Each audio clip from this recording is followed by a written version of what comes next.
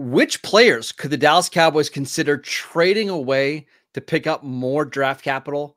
All that and so much more in this episode of the Locked On Cowboys podcast.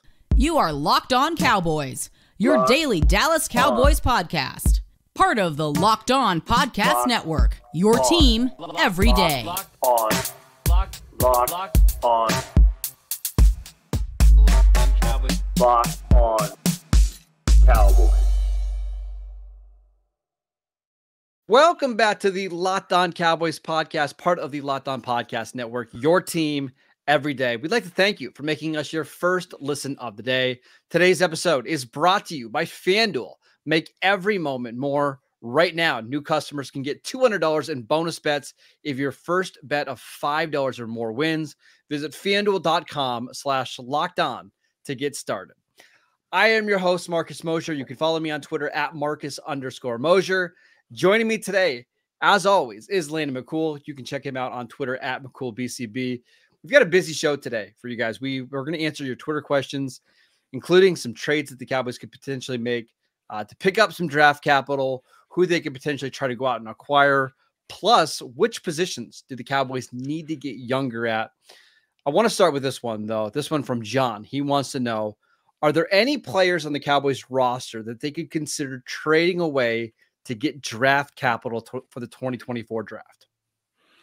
Yeah, I mean, obviously, there's always guys that are eligible for this. I mean, usually you're looking for someone who's, nearing the end of their deal, that's on a reasonable contract that can be moved off, that is, relatively available.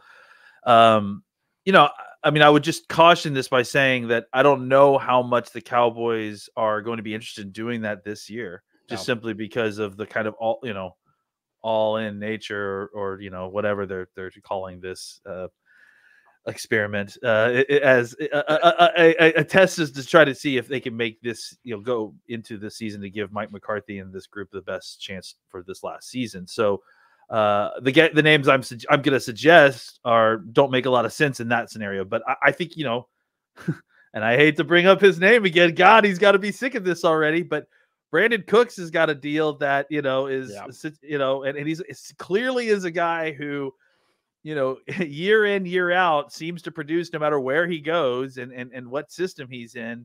If you're looking to move off on some of these deals to kind of pick up some, day three stuff, I think Brandon Cooks is an eligible guy. It's an interesting year next year if you're looking at guys that still have like 1 year left on their deal, right? Mm-hmm. Like someone that might be a short-term rental for another team before he becomes free agent, because this is the year in which 2025 is the year in which all of those big, all the numbers of those defensive players that we drafted in the 2021 draft, right? Mm-hmm. They all become free agents. So 2025 is the last year for Osa Odigizua and Chauncey Golston and some of these other guys. So if you had a big season, another big season from Osa Odigizua, and you decided that you didn't want to re-sign him for some reason, you could probably trade him for a pretty good deal, especially considering what he did this last year. And I would say that you might even be able to get something for Chauncey Golston if he has another good year next probably year. Later day three pick. Yep.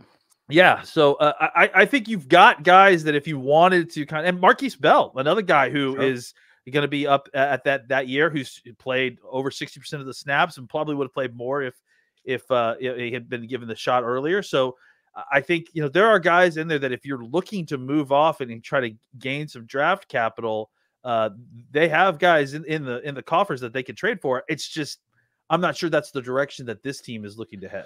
No, I don't think they're going to do this either. I think they're more likely to go out and trade a day three pick for a veteran. And we'll get to that in a second, but I'm going to run through some names I think would be intriguing to other teams in the league. Cause you could throw out Damone Clark, somebody who's played for the last 2 years, but it's a linebacker who has been up and down, who has health injuries or health risks, right? Yeah. Mm-hmm. You're probably not getting more than a 6th or 7th round pick from Damone Clark. And it's just not worth it to do that. So who are the players that could actually get you something significant in a trade? I think Brandon Cooks, that was a good one because he's cheaper now than he was at this time last year.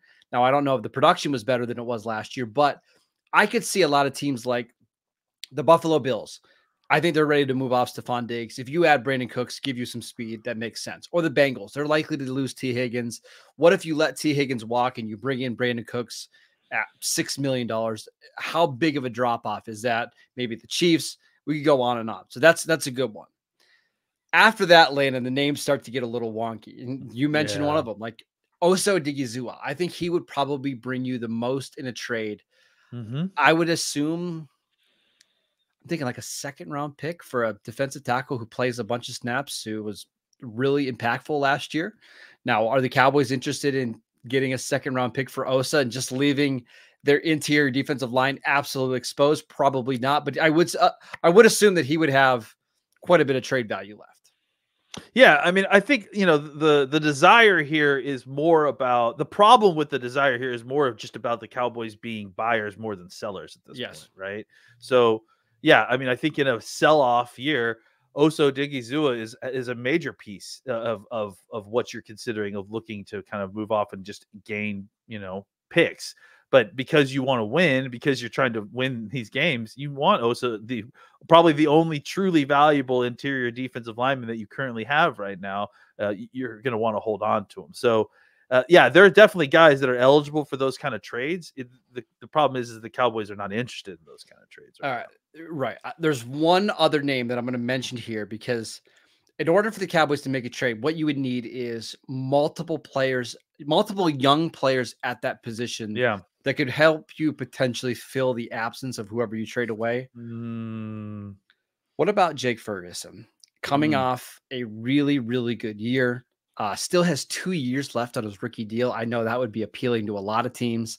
The Cowboys did just spend a second-round pick on Luke Schoonmaker.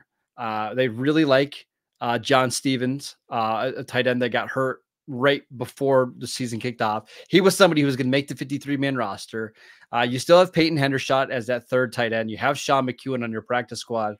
If somebody offered you a high second-round pick in a pretty bad tight end class for Jake Ferguson, I think you would at least have to think about it, right? I think you'd have to at least consider it. I'm gonna make one that is probably gonna infuriate Cowboys fans even further. We've heard a lot of talk about the Micah Parsons talk, or at least Cowboys fans talk about Micah Parsons trade. I think that's pretty outrageous. I'm not sure if I'm interested in that. But how outrageous would it be, considering the fact, keeping all the things that you had in mind? Let's say if the Cowboys were interested in going in and into this draft and trading and getting a cornerback, where there's a lot of really good cornerbacks. I thought about this one as well. Deron Bland, broke a whole bunch of records last year, and you've got Trayvon Diggs already under contract. And I think the issue that you may run into is, are you going to have to make some tough decisions between the triumvirate of Osa Odigizua, Deron Bland, and Micah Parsons? And if you can only keep two of those three guys, right, maybe you look at trading with a third one. You're already paying one corner $20 million a year. Exactly. You can't afford to pay both of those corners. I've already been looking at that situation. Like, there's just no way that you can have two $20+ million corners and the highest paid defensive player in the league on the same defense. So it's another really, really good call. And maybe if Dan Quinn decides to go to Seattle, maybe Seattle is interested in grabbing Deron Bland and adding him to Tariq Woolen and to Devin Witherspoon, but it's a really good call.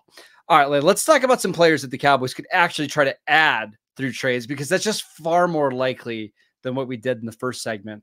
We will get to that next. This episode is brought to you by FanDuel. Happy Super Bowl to all who celebrate from FanDuel, America's #1 sportsbook. If you're like me, Super Bowl Sunday is all about scoring the best seat on the couch, grabbing your favorite football snacks, boneless wings, and placing some Super Bowl bets. My favorite bet is the octopus bet, which is, will a player score a touchdown and then immediately score the 2-point conversion on the next play? It hit last year with Jalen Hurts. It's so much fun. FanDuel has so many different ways for you to bet. You can bet on who will score the first touchdown, who will score a touchdown in general, how many points will be scored, and so much more. New customers, join today and you'll get $200 in bonus bets if your first bet of $5 or more wins. Just visit FanDuel.com/LockedOn to sign up. That is FanDuel.com/LockedOn. Make every moment more with FanDuel, the official sportsbook partner of the NFL. Welcome back to the Locked On Cowboys podcast. Locked On has launched the first ever national sports 24/7 streaming channel on YouTube. Locked On Sports Today is here for you 24/7, covering the top sports stories of the day with the local experts of Locked On, plus our national shows covering every league. Go to Locked On Sports Today on YouTube and subscribe to the first ever national sports 24/7 streaming channel. All right, Landon, let's get to our next question. And this is a really good one from Goran. He wants to know, for all the complaints about the Cowboys in free agency, trading day 3 picks for proven veterans has worked well. What positions or players would you target for a similar swap this season? Well, I think, you feel like you got to look at the spots where you feel like the draft is the weakest, right? And I think you mentioned tight end, right, as a position. Mm-hmm. I think the Cowboys wouldn't necessarily, maybe I'm wrong, but I don't think that they would necessarily be buyers in a tight end trade market, right? Because I think they'd like Ferguson enough, that they'll ride with that into the season, obviously with Scooney. But I do think that that's kind of what you're looking for, right? Is you're looking at this class of in the draft, and you're seeing where the weakness is, and then you're seeing, is there a way for me to get a player that I need at a position I need with picks that I'm not going to be able to draft. And I have to think that even though the Cowboys are going to be, I think the Cowboys are in an interesting running back situation. Right? That's exactly what I was looking at as well. Yep. Because it's you don't really know what Pollard's going to be asking, and that I'm interested to see exactly what that number looks like. The running back class in this draft class is not fantastic, really. I mean, no. You've definitely, I heard Dane Brugler describe it, and I think this is, based on just very initially looking at it. I heard Dane Brugler describe it as similar to last year's class, except without some of the top end guys, which last year's class didn't really have any top end guys. So, last year's class had Gibbs and Bijan. Oh, well, Gibbs and Bijan. I'm sorry. Yes. You're saying after that, then it got into the Kendre Miller, Tajay Spears, like guys that were Zach Charbonnet, like I meant top end guys that Cowboys would be considering. Yes. Yes. That would make it to the Cowboys. Yes. Apologies. The kind of, the guy I'm talking about is like, they kind of artificially push Charbonnet up to the top of the second round. But the guys that I'm talking about are guys that you would be running to the podium for the first pick in the second round, right? Or like, those guys who you feel like are talents that can come in and be impact players right away as running backs on your team, right? Because the Cowboys, don't have the running back situation settled. So if there was a low cost option, someone who's maybe on a rookie deal that the team doesn't necessarily want to re-sign, that would be a situation where I would not be at all opposed to trading a day 3 pick just for the certainty of having solidified the position and not having to spend a ton of money necessarily in free agency or in the draft. And then on top of that, like if it doesn't work out for that, then you just start the whole process over next year. Maybe you draft a guy because the class is better. But I think it makes a lot of sense to do a short-term rental situation with the running back because you can get better talent, you'll get better results, but you're also not over-committing to a position where you don't want to pay somebody a whole bunch of money. Correct. That's the exact position that I was looking at, because you don't want to be forced into having to draft a running back way earlier than you should. If the right guy falls to you in the second, third round, absolutely. But we got to remember, not only is Tony Pollard a free agent, but Rico Dowdle is also a free agent. I would assume the Cowboys are able to bring him back on a very cheap deal. But I do think you want to cover your basis a little bit. And if you can flip they're going to get a comp 5th and a comp 6th round pick this year, flip one of those picks for a running back, I think that's interesting. I've got some names for you, and these are all at different prices. So if you're going with a guy that like has already been paid and maybe the team is trying to move off his contract, couple options. Miles Sanders signed a pretty big deal with Carolina last year. It was like a 4-year, $25 million deal. And he was effectively benched halfway through the season. You could probably get him for a song, right? And pick up however much money is left on that deal. Not a ton. I'm also looking, Landon, at some teams that are having maybe some coaching changes. What about like Ramondre Stevenson in New England? Bill Belichick is gone. Bill O'Brien is gone. He kind of fell out of favor a little bit this year. Ezekiel Elliott was even playing over him. He's got a year left on his deal. Like, what, a 6th-round pick? Get it done for Ramondre? Potentially. Yeah, and there's tons of these type of guys who I feel like are eligible, right? Like Joe Mixon might be a guy that might be interesting, absolutely. right? I think he's only got one more year after this deal. He's 29, but again, we're talking about a 1-year rental, right? So what is the future for the Jaguars and Travis Etienne? Like, are they planning on signing him long term? Correct. They drafted Tank Bigsby last year. That's right. Replace him. The Steelers have 2 running backs that will be up on contract in 2025. I'm assuming they're not going to plan on signing both of those guys. Maybe you can get Jaylen Warren as a change of pace back pry him away with a little bit extra draft pick than you would normally, but you get like a lightning in a bottle, which is a guy that, he's still young enough and doesn't have so many touches on his body. Maybe you even sign him to a short extension, and then you still can draft another running back and have a duo, right? So I think that there's a ton of these guys that are, that are eligible and available, that are on, deals that are expiring, that you can trade and get a rental. And again, running backs are so cheap now. You might not have to trade that much to kind of pry these guys away, just simply to kind of, if anything, just to provide coverage for their fan bases as to why aren't you re-signing Travis Etienne? Why aren't you re-signing Najee Harris? So I think I'm going to mention a couple more. Khalil Herbert with the Bears. They drafted Roshan Johnson in the 3rd round last year. They really like Roshan. I think Herbert you can get pretty cheap. Yeah, Kendre Miller was drafted by the Saints. Maybe you can get Jamal Williams for a very cheap price, a really good inside runner. But if you want to pay up for a good running back, Landon, and this is where it's interesting to me. You mentioned Zach Charbonnet, right? The Seahawks took Zach Charbonnet in the 2nd round last year. Pete Carroll is gone. I've got to assume that they're going to be trying to do some things differently in Seattle. What about somebody like Kenneth Walker, who has 2 years left on his deal? Could he be somebody that, maybe you have to trade a 3rd round pick for, but he's really proven, he's young, he's got a lot of speed. Is that somebody that you could get for a mid-round pick to really boost your rushing attack? It's possible. I mean, I think, again, like you said, targeting these teams that have new head coaches, I think that's smart because the value is in flux, right? And honestly, the coaches may not be sure what their value is on their players until you offer them a fistful of dollars, and suddenly they're going to grab it. Dollars being draft picks in this case, but I think Walker is a great guy, that in the sense that you probably would be drafting the top end, or close to the top end running back in the 3rd round, anyways. But this way, you get a proven guy that you kind of have a known quantity in a lot of ways that you don't necessarily get with the draft, and I think, with some upside there, because Kenneth Walker, I think, he's dealt with some injuries, but he has when he's been healthy and on the field, he's been very difficult to tackle. He brings a level of physicality that you want in your run game. I think it makes a lot of sense. I got one more non-running back that I want to mention. I just go back to guys that the Cowboys like pre-draft and maybe weren't able to grab. You go back to the 2021 draft.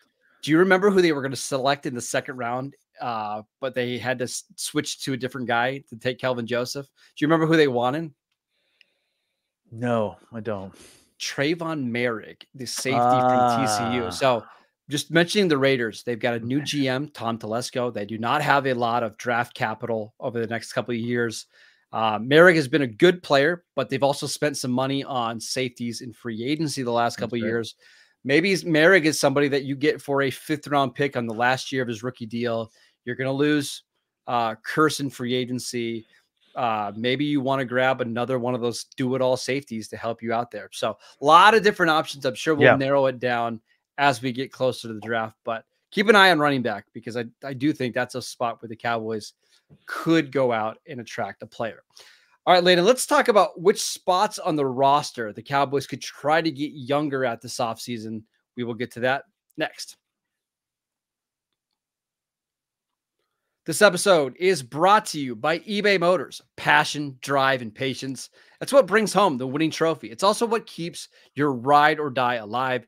eBay Motors has everything you need to maintain your vehicle and level it up to peak performance. From superchargers, roof racks, exhaust kits, LED headlights, and more. Whether you're into speed, power, or style, eBay Motors has got you covered. With over 122 million parts for your number one ride or die, you'll always find exactly what you're looking for. And with eBay Guaranteed Fit, your part is guaranteed to fit your ride every time or your money back. Because with eBay Motors, you're burning rubber, not cash. With all the parts you need at the prices you want, it's easy to turn your car into the MVP and bring home that win. Keep your ride or die alive at ebaymotors.com. Eligible items only. Exclusions apply. eBay Guaranteed Fit only available to U.S. customers. Welcome back to the Locked On Cowboys podcast. Our last question here comes from Rocky. He wants to know, what positions do the Cowboys need to get younger at? Yeah, that's a good question. I mean, I don't know that the Cowboys necessarily are drafting, with that specifically in mind, but it is something to just kind of keep an eyeball on because you don't want one position to get way too old under your watch, and suddenly you turn around and you've got 4 players over 30. So here are a couple spots that just off the top of my head that I feel like the Cowboys need to get younger in. I think offensive line is always a position where you should be getting younger, and the Cowboys have clearly, 2 guys who are extreme veterans at this point. Extreme veterans. They're older players, right? and that are, not quite at the end of their career, though. One of them may be, retiring imminently. Who knows? But I think 2 guys that you should have long-term replacement plans for.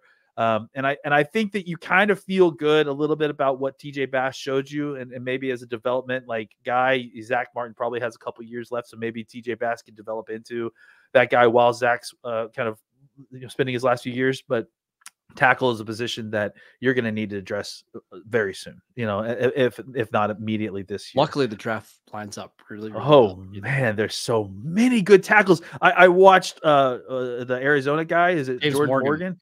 Holy cow, that kid. There's lots of just really good tackles in this class so far I've seen. Another position that is, I think, getting older that, they kind of need to look at. And this seems weird because the best player on the team is also one of the youngest players in this position. But I think defensive end is a position that you're going to need to address this year. You've got Armstrong, you've got Fowler, both on expiring contracts. Tank isn't getting any younger. You like some of the guys that you have in that kind of class underneath. Obviously, Sam Williams and Vahoku, depending on exactly where he ends up. But you've got people walking out the door as soon as this year, and you definitely need to have waves of those guys. You don't want to kind of end up in another situation where you're having to ask Lawrence to play, 80% of the snaps, or even 70% of the snaps. So getting younger at the defensive end position, I think, is really important because of the contract situations that are happening. And then finally, the last position I would say is safety.